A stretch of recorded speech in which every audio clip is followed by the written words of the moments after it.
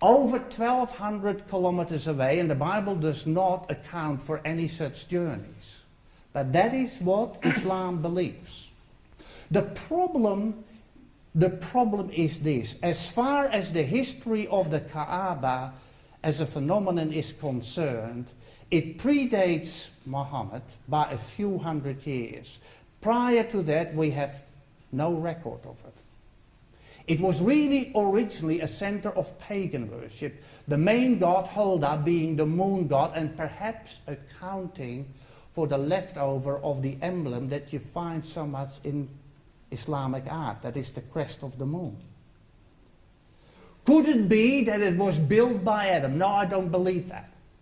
Because the great flood was of such a catastrophe, it is impossible that Abraham would have known the location if it were built before. We don't even know if Saudi Arabia as a landmass was part of the original landmass of the antediluvian world. It could be argued. We know they are rich with oil, so there was a massive covering of vegetation, and the fluids thereof, the complex hydrocarbon we know as crude oil, is available there abundantly, but it is deep under the ground before it was on the surface. So how could the Kaaba ever have remained on the surface so that Abraham could go there and rebuild it? Do you understand what I just said? That's great. Okay. But it is a very, very holy place to Muslims. The second holy place is Medina, which means, Medina means the city of the Prophet.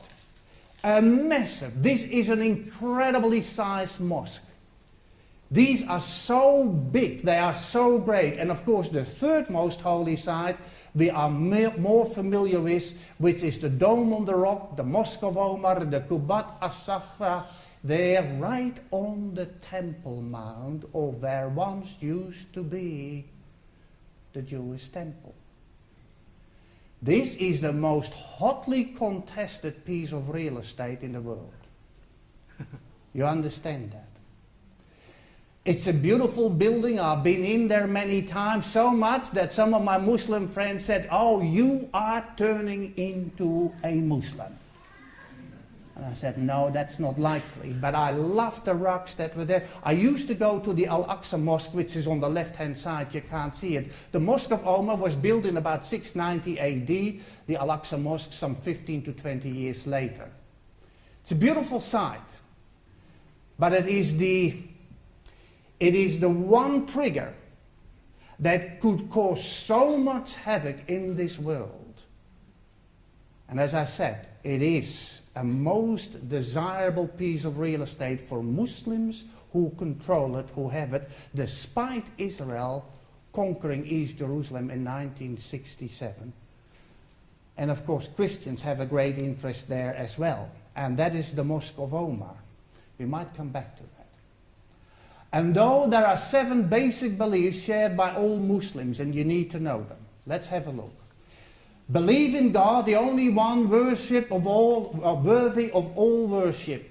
Believe in angels. The Muslims believe in angels, as you will see. And the third one, believe in the books sent by God. Let's have a look at that.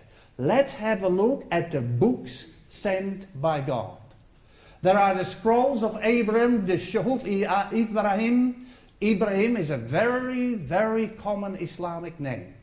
This deals, of course, the book of Genesis that deals with the life of Abraham. Then you have the Torah sent to Moses, or the Arabic name is Musa again, a very common name. Torah would be the equivalent to the Torah of the Hebrew. And the Zabur sent to David, or Daoud, and this of course is the book of Psalms. They recognize David as a prophet, and the Injil, that means the gospel, sent to Jesus, or Isa, which is also a very common name amongst Muslims.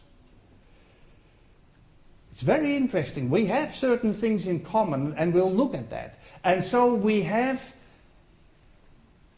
ultimately the Quran.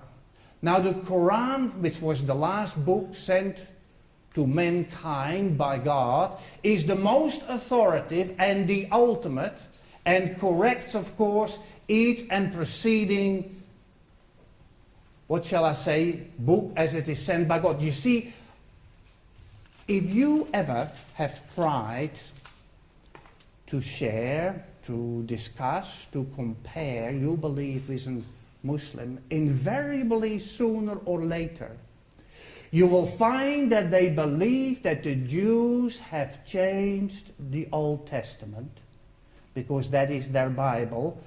Our Old Testament and the Jewish Bible, the Tanakh, is exactly the same. And they also say that Christians have changed certain things in the Bible. Do you understand this? So you can't use the Bible, Old and New Testament, to make your point, because they say it has been corrupted. Everybody clear on that? Yes. And that is what we are going to talk about. Now, the fourth most common belief that they have, believe in all the prophets and messengers sent by God. Of course, they believe in the day of judgment. They believe in the day of judgment, the day Yom Kippur. What they believe, one day, there is going to be a resurrection. Everybody who ever lived is going to be resurrected. And that is the same time that you have a judgment, because that is when it will be decided whether you go to heaven or whether you go to hell. You understand that? And so this is what they believe, and that is still future in their mind. They believe in fate, a qadar, which is really the will of Allah. They believe in life after death, a heaven, Jannah, and the hell, the Jahannam. This is what they believe. They believe in eternal hellfire. But they do believe if you get into hell after the judgment, if there is still a grain of goodness and what shall I say, reverence towards Allah is there in you, as you progress in the hellfire, one day you might make it into heaven.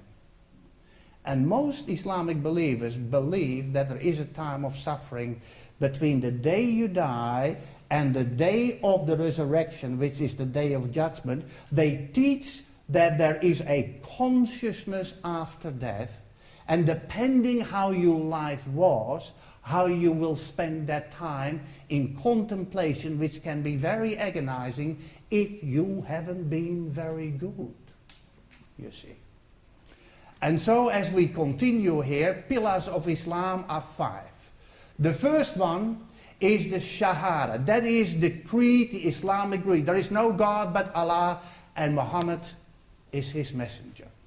That's the creed. By the way, if ever you wanted to turn to Islam, there is no protocol, there is no initiation. All you have to do is in a meaningful, that means you mean it, way just to quote the Shahada. And that makes you a Muslim. And then, of course, you have to live accordingly. The Shahada is one, the Salat, which is the prayer 5 times a day. 5 times a day, wherever you are, you pray. How many times do you pray a day? It is remarkable. I wasn't fishing for that, but that's okay. It is interesting. 5 times a day. You know, I tell you now that the devotion of most of the Islamic believers exceeds the devotion of the average Christian. It does. And why sometimes it is rejected and there is so much bigotry is because very few Christians bother to find out what they truly believe. How many Christians would have read the Quran? How can you judge? There are translations in English. How could you judge someone if you don't even know what they believe? There is a great deal of good in the Quran. I'll come back to that. So the Salat, the prayer, the Zakat, which is the alms giving, about 2.5% of your excess money during the year should go to the poor. And that's a good thought. The Saum, which is really the fast, the months of Ramadan, the 9 months. By the way, Islam has a lunar calendar. So their years are about 11 days shorter than our solar years.